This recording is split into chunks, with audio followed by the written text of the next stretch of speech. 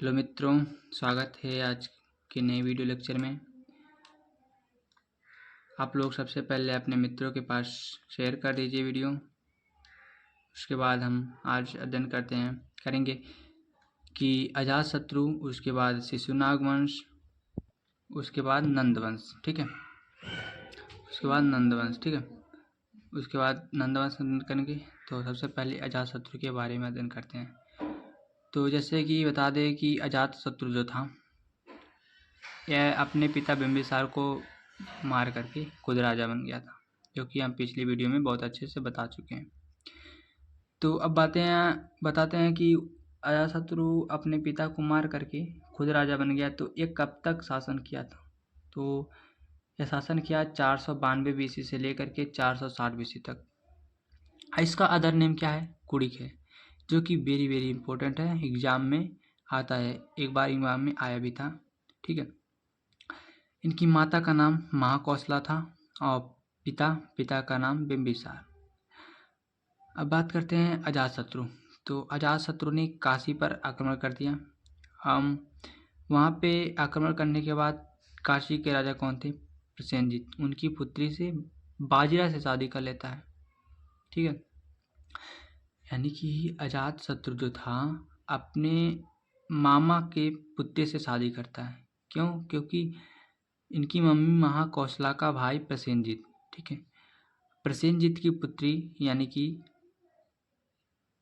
बाजीरा जो थी अजातशत्रु के मामा की पुत्री यानी कि ममोरी बहन से शादी कर ली।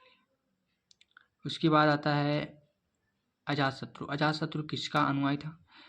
अजातशत्रु था भैया जैन धर्म का अनुयायी। जैन धर्म, ठीक है, जैन धर्म का अनुयायी था। उसके बाद आता है कि अजातशत्रु की मृत्यु कैसे हुई? मृत्यु नहीं हुई तो इसकी हत्या हुई थी। ठीक है, हत्या हुई थी किसके द्वारा? उसके पुत्र उदयन के द्वारा। जैसे उसने अपने पिता बिंबिसार की हत्या कर दी थी, वैसे इनकी भी हत्या हो गई थी उनके पुत्र उदयन के द्वारा। अब बात आती है उदयन की। ठीक है, उदयन कब से कब तक शासन किया, इसके बारे में भी देख सकते हैं। ठीक है, देखिए आइए। तो उसके बाद उदयन के बारे में आता है। तो उदयन भैया देखिए 460 बीसी से लेकर के 444 बीसी तक अध्ययन किया। ठीक है, यानी कि कुल मिला जुला कर 16 साल शासन किया था। ठीक है, तो भैया इसको उदयन को सेकंड पितृहंता शासक कहते हैं। क्यों? क्योंकि इन्होंने अपने पिता को मारा और इनके पिता ने अपने पिता को मारा, यानी कि इनके पिता यानी कि अजातशत्रु के पिता बिंबिसार, यानी कि पहले पितृहंता शासक अजातशत्रु थे और दूसरे पितृहंता शासक उदयन थे। ठीक है, अब बात आती है कि पहले इनका जो कैपिटल था, ठीक है, इनके पिता के समय में यानी कि जो राजधानी थी वो राजगृह यानी कि राजगीर या बिहार में थी। ठीक है, इन्होंने अपनी कैपिटल पाटलिपुत्र को बना लिया, कुसुमपुरा पाटलिपुत्र को बना लिया। उदयन ने अपना कैपिटल कुसुमपुरा यानी पाटलिपुत्र को बना लिया। अब बात करते हैं कुसुमपुरा कहाँ पे है। तो भैया कुसुमपुरा गंगा नदी, गंडक नदी और सोन नदी के पास में है। कहाँ पे है? गंगा नदी, गंडक नदी और सोन नदी के पास में है। अब आ जाता है बात इनके पुत्र की। तो इनके 3 पुत्र थे। कौन कौन? इनके 3 पुत्र थे। किसके? उदयन के 3 पुत्र थे। कौन? अनिरुद्ध, मुंडा, नागदशक। उदयन के 3 पुत्र थे, अनिरुद्ध, मुंडा और नागदशक। ठीक है, उसके बाद आता है इनका हर्यक वंश का लास्ट रूलर कौन था? हर्यक वंश का लास्ट रूलर नागदशक था। इसकी हत्या शिशुनाग के द्वारा कर दी गई। शिशुनाग कौन था? अंतिम रूलर कौन था हर्यक वंश का? अंतिम रूलर था नागदशक। ठीक है, नागदशक की मृत्यु यानी कि हत्या बाई उसके मिनिस्टर शिशुनाग के द्वारा कर दी जाती है। शिशुनाग कौन था? नागदशक का मंत्री था। ठीक है, उसके द्वारा इनकी हत्या कर दी जाती है। अब यहीं पे हर्यक वंश की अंत हो जाती है। अब मगध साम्राज्य के दूसरे वंश यानी कि शिशुनाग वंश की स्थापना होती है। तो आइए शिशुनाग वंश के बारे में अध्ययन करते हैं। तो ये शिशुनाग वंश, शिशुनाग वंश मगध साम्राज्य का दूसरा वंश है, ठीक है। शिशुनाग वंश जो कि शिशुनाग के नाम पर पड़ा था, ठीक है। शिशुनाग वंश कब से कब तक चला? तो शिशुनाग वंश 412 बीसी से लेकर के 344 बीसी तक। कब से कब तक चला? 412 बीसी से लेकर के 344 बीसी तक चला। अब बात करते हैं कि शिशुनाग वंश के फाउंडर कौन थे, संस्थापक कौन थे? शिशुनाग वंश के फाउंडर शिशुनाग थे। शिशुनाग कब से कब तक शासन किए थे? शिशुनाग 412 से लेकर के 394 बीसी तक अध्ययन किए। बात करते हैं कि शिशुनाग कौन थे? शिशुनाग भैया जी ये नाग दशक के मर्डरर थे, ठीक है। इन्होंने नाग दशक की मृत्यु कर दी थी, जो कि हर्यक वंश के लास्ट रूलर थे।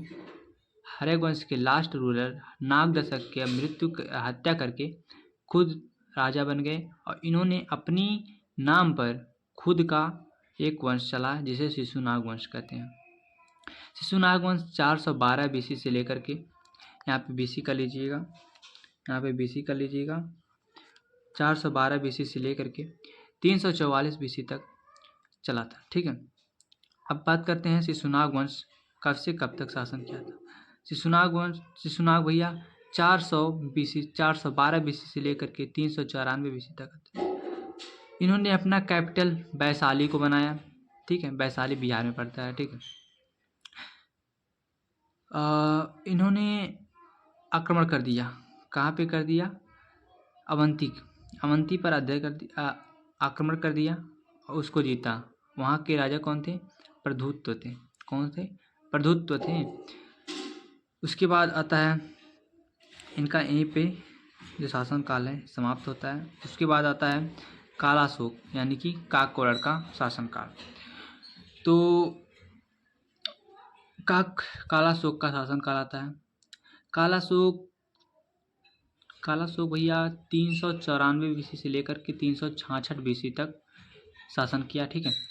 344 बीसी से लेकर 366 बीसी तक इन्होंने कालाशोक शासन किया था, ठीक है। इसने अपनी जो कैपिटल थी फिर से पाटलिपुत्र को बना लिया, ठीक है। अब बात करते हैं शिशुनाग वंश का लास्ट रूलर यानी कि अंतिम शासक कौन था? अंतिम शासक भैया शिशुनाग वंश का नंदीवर्धन था। नंदीवर्धन शिशुनाग वंश का लास्ट रूलर था। इसका भी मर्डर हो जाता है महापद्मनंद के द्वारा। शिशुनाग वंश के अंतिम रूलर यानी कि लास्ट रूलर नंदीवर्धन का मर्डर हो जाता है किसके द्वारा? महापद्मनंद के द्वारा, ठीक है। इतना आपको मैं रिवाइज करवा देता हूँ। उसके बाद महापद्मनंद के नाम पर ही शुरू हो जाता है नंदवंश, ठीक है। तो इतना पहले हम रिवाइज कर लेते हैं, उसके बाद फिर आगे देखते हैं। तो बात आती है शिशुनाग वंश। शिशुनाग वंश किसके नाम पर पड़ा? शिशुनाग के नाम पर पड़ा था। शिशुनाग कौन था? शिशुनाग जो था वो हर्यक वंश के लास्ट रूलर नाग दशक के मर्डर के बाद खुद राजा बन गए और अपने नाम पर एक वंश चलाया जिसे शिशुनाग वंश कहते हैं। यह 412 बीसी से लेकर के 394 बीसी तक शासन किया था। इसने अपनी राजधानी वैशाली को बनाया था। वैशाली बिहार में पड़ता है। और इन्होंने अवंती को जीता था। अवंती के जो शासक थे वो प्रधुत्व थे, ठीक। उसके बाद आता है शासनकाल कालाशोक का। कालाशोक या काला काकोरड़, ठीक है। इन्होंने 394 बीसी से लेकर 366 बीसी तक शासन किया था, ठीक है। इसके बारे में हम अध्ययन कर रहे हैं, ठीक है। उसके बाद इन्होंने कालाशोक ने अपनी राजधानी पाटलिपुत्र को बनाया था। आता है शिशुनाग वंश का लास्ट रूलर यानी कि अंतिम शासक नंदीवर्धन था। नंदीवर्धन का भी मर्डर हो जाता है किसके द्वारा? महापद्मनंद के द्वारा। अब आता है महापद्मनंद का भी एक वंश था नंदवंश के बारे में आइए अध्ययन करते हैं। तो भैया नंदवंश के बारे में आज अध्ययन करते हैं, ठीक है। तो नंदवंश के संस्थापक कौन थे? महापद्मनंद। ये नंदवंश जो है वो मगध साम्राज्य का लास्ट यानी कि चौथा वंश है, ठीक है। मगध साम्राज्य में 4 वंश हुए थे। कौन कौन से? मगध साम्राज्य में 4 वंश हुए थे। कौन?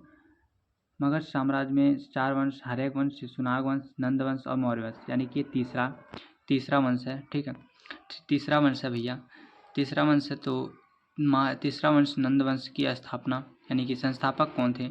तो महापद्मनंद थे। महापद्मनंद कैसे बने इसके संस्थापक? तो महापद्मनंद शिशुनाग वंश के लास्ट रूलर नंदीवर्धन की हत्या करके खुद राजा बन गए, और एक खुद के राजा बनने पर अपने नाम पर इन्होंने अपना वंश चलाया, जिसका नाम दिया नंदवंश। ठीक है, नंदवंश नाम दिया भैया। उसके बाद आता है इनका दूसरा नाम।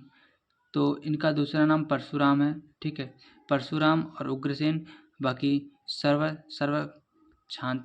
सर्वछांतक ज़्यादा इम्पोर्टेंट नहीं है। बाकी परशुराम इम्पोर्टेंट है और उग्रसेन इम्पोर्टेंट है। ठीक है भैया, सर्वछांतक इम्पोर्टेंट नहीं है ज़्यादा। ठीक है, इनका दूसरा नाम क्या था या फिर अदर नाम क्या था? इनका अदर नाम परशुराम था और सर्वछांतक था उग्रसेन था।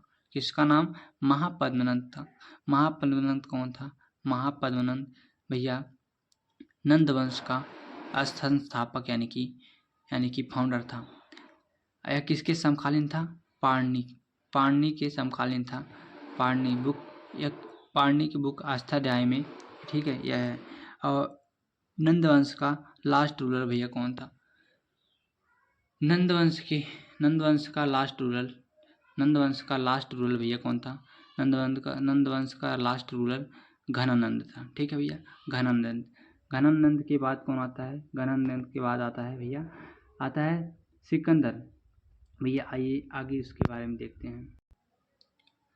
घनानंद के बाद भैया सिकंदर ने आक्रमण कर दिया 326 BC में। ठीक है, भारत पर प्रथम विदेशी आक्रमण करने वाला कौन था? ईरानी शासक डेरियस था। डेरियस प्रथम था। इसका वंश हकमनी वंश था। डेरियस प्रथम ने गांधार और कम्बोज को जीता था। ठीक है, किसको जीता था? गांधार और कम्बोज को। ठीक है, तो आते हैं भैया घनानंद के बाद जो नंद वंश का अंतिम शासक घनानंद था, उसको मारने के बाद यानी कि उस पर आक्रमण कर दिया किसने? सिकंदर ने, और सिकंदर खुद राजा बन गया। ठीक है, आते हैं सिकंदर के बारे में अध्ययन करते हैं। सिकंदर देखिए, जैसे कि आपको स्क्रीन पर दिख रहा होगा सिकंदर। तो सिकंदर जैसे कि आता है, सिकंदर यूनानी शासक था। सिकंदर कौन था? यूनानी शासक था। ठीक है, सिकंदर कौन था? यूनानी शासक था। यह कहाँ का राजा था यानी कहाँ का शासक था? मैसेडोनिया यानी मकदूनिया का शासक था। इसके पिता का नाम फिलिप, माता का नाम ओलंपिया, पिता का नाम फिलिप था। और देखिए, हुआ था उरुवेला का युद्ध, जिसे गोगामाला का युद्ध भी कहते हैं। ठीक है, कब हुआ था? 331 BC में। आपको ऐसे पूछा जाएगा कि गोगामाला का युद्ध या फिर उरुवेला का युद्ध कब हुआ था और किसके बीच हुआ था? तो हुआ था 331 BC में। किसके बीच में? डेरियस थर्ड यानी कि डेरियस तृतीय और सिकंदर के बीच में उरुवेला का युद्ध हुआ था 331 BC में, जिसे गोगामाला का युद्ध भी कहते हैं। तो इसका सिकंदर का उपनाम क्या था? Alexander the great. क्या नाम था? Alexander the great. अच्छा, भारत कब आया था? सिकंदर भारत कब आया था? 326 BC में। और इंडिया से वापस कब हो गया था? इंडिया से वापस 325 BC में। यानी कि कुल शासन का कितने किया था? 19 महीना यानी कि 1 साल 7 महीना। ठीक है भैया, आता है सिकंदर के घोड़े का नाम क्या था? सिकंदर के घोड़े का नाम बहुकेपला था। और सिकंदर अपने घोड़े से बहुकेपला से बहुत प्यार करता था, इसलिए उसके नाम पर भी एक टाउन बसा दिया जिसका नाम था बहुकेपला निकाया। क्या नाम था? बहुकेपला निकाया। तो आता है 326 में, और नोट करके लिख दीजिएगा। 326 में हाई स्पीच का युद्ध, झेलम का युद्ध, वितस्ता का युद्ध, तीनों नाम है। 326 में कौन सा युद्ध हुआ था? हाई स्पीच का युद्ध, झेलम का युद्ध, वितस्ता का युद्ध किसके किसके बीच हुआ था? तो भैया राजा सिकंदर के बीच में और राजा पोरस के बीच में हुआ था, जिसमें से राजा सिकंदर जीत गए थे और राजा पोरस हार गए थे। ठीक है भैया, सिकंदर जीत गए थे और राजा पोरस हार गए थे। तो बात आती है कि सिकंदर ने अपनी सेना को कौन सी नदी पार करने के लिए मना कर दिया था? बहुत इंपॉर्टेंट भैया है, बहुत इंपॉर्टेंट फैक्ट है। आप वेरी वेरी इंपॉर्टेंट इसको लगा लीजिएगा, वेरी वेरी इंपॉर्टेंट लगा लीजिए इसको भैया, वेरी वेरी इंपॉर्टेंट लगा लीजिए। बात आता है कि सिकंदर ने अपनी सेना को ब्यास नदी पार करने के लिए मना कर देता है। ठीक है, अब बात आती है सिकंदर के गुरु कौन थे? सिकंदर के गुरु थे भैया अरस्तु। सिकंदर के गुरु थे अरस्तु, उनके गुरु थे प्लेटो। प्लेटो के गुरु सुकरात थे, यानी कि मैंने एक क्रम में लिख दिया है, जैसे कि सिकंदर के गुरु अरस्तु थे, अरस्तु के गुरु थे प्लेटो, प्लेटो के गुरु सुकरात थे। अब सिकंदर की 323 बीसी में मृत्यु हो जाती है। ठीक है, बेबीलोन इराक में। ठीक है, आते हैं रिवीजन के लिए। रिवीजन भैया, जैसे कि सिकंदर कहाँ का राजा था? यूनानी शासक था, यूनानी यानी कि मैसेडोनिया या मैकदोनिया का शासक था। सिकंदर के पिता का नाम फिलिप, माता का नाम ओलंपिया था। उरुवेला का युद्ध, गोगामाला का युद्ध कब हुआ था? 331 बीसी में। किसके किसके बीच हुआ था? किसके किसके बीच हुआ था? सिकंदर और डेरियस थर्ड के बीच। उपनाम, सिकंदर का उपनाम अलेक्जेंडर द ग्रेट था। अलेक्जेंडर भारत कब आया था? एग्जाम में आता है। सिकंदर भारत कब आया था? सिकंदर भारत 326 बीसी में आया था। वापस कब हुआ था? तो भैया 325 बीसी में। तो इसने कुल शासन कितना किया था? 19 महीने किया था। ठीक है, सिकंदर के घोड़े का क्या नाम था? सिकंदर के घोड़े का नाम बहुकेफला था। बहुकेफला से बहुत ही प्यार करता था, इसलिए उसके नाम पर एक टाउन बसा दिया जिसका नाम था बहुकेफला निकाय। तो भैया कह सकते हैं कि हाई स्पीसीज जिसका नाम झेलम है, उसका नाम वितस्ता है, तीनों नाम एक ही है। यह कब हुआ था युद्ध? 326 बीसी में। 326 बीसी में किसके किसके बीच हुआ था? सिकंदर और पोरस के बीच में, जिसमें से सिकंदर जीत गया था, पोरस हार गया था। और सिकंदर ने अपनी सेना को कौन सी नदी पार करने से मना कर दिया था? ब्यास नदी। ठीक है भैया, ब्यास नदी। तो भैया आज का हमारा टॉपिक यहीं समाप्त होता है। तो मिलते हैं नेक्स्ट टॉपिक में। धन्यवाद।